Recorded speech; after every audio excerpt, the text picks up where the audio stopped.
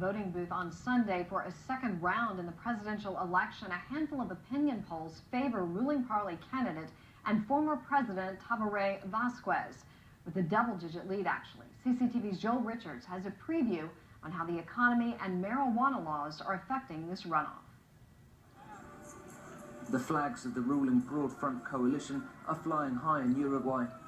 74-year-old Tabaré Vázquez, the country's first ever leftist president, who held the position from 2005 to 2010, is set to return to office and continue the coalition's work of the past 10 years. If we respect the project of our party, the 21st century will be the center of the Broad Front and the dreams of the people. It would be an unprecedented third term of office for the coalition. Victory would also place Uruguay alongside Brazil and Bolivia in re-electing left-leaning governments this year. The outgoing Uruguayan president, José Mujica, tells CCTV there's a simple explanation to this trend. Yo creo que es una reacción política.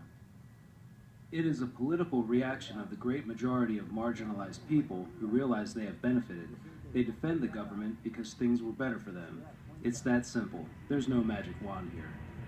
Mujica's government earned headlines around the world after the legalization of marijuana, same-sex marriage, and abortion. Despite criticism over declining standards in education and also an increase in crime, it is poverty reduction and a growing economy which has given the Broad Front the advantage in these elections. The centre-right National Party candidate, 41-year-old Luis Lacalle-Pou, took 30% in the first round of voting in October, but has been unable to close the gap. When you run into a neighbor from the Broad Front, you understand what he feels, what he believes, what he is going to defend. Tell him, I wish you luck, but a bit more for myself. Campaigning has been subdued since the first round of elections held in October. Few surprises are expected as Uruguay appears set to vote for continuity on Sunday. Joel Richards, CCTV, Montevideo. And for more on the Uruguay runoff, I'm joined on the phone now by Fleischman from Florida. He's an author on Latin America and an editor at the Center for Security Policy's weekly The Americas Report. Thank you so much for speaking with us. Thank you so much. Thank you for inviting me to the program. Vázquez looks to take the election, but yet his main opponent, Luis Lacalle-Pou, is 33 years younger than he is and took 30% of the vote. Why has he been unable to close the gap? Well, very simple. I mean, if you look at the situation, and I think the story that you ran before confirms, Uruguay experienced a very lucky time in the last 10 years where the Broad Front ruled. Part of it was coincidental, namely the prices of Uruguayan products, particularly agriculture and meat, went up. That benefited the economy in general. There has been economic growth. And of course, as a result of that, also investment of foreign and national capital. So that actually helped economic growth. But most importantly, I would say, Uruguay witnessed also higher wages under the government of the Broad Front. There has been labor legislation that tended to favor workers, and of course a healthcare reform that expanded coverage to a larger number of people. I think you can't beat that, particularly if there is such a combination of economic growth with popular policies. It's very difficult to defeat a candidate like that, regardless, or a party like that, regardless of how charismatic the opponent is. I see. So people, obviously in Uruguay, vote with their pocketbooks. He's been a supporter of legalization of marijuana, which is very controversial with the conservative base there. He's made some controversial calls on abortion, Mr. Vázquez, but still, the fact that people are doing well is why he is still so popular, correct?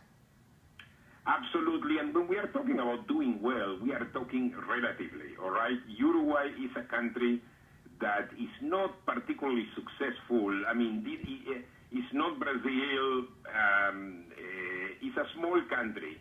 And I think in relation to the expectation and in relation to Uruguayans' own past, the situation has been better, no question about it. It has improved tremendously.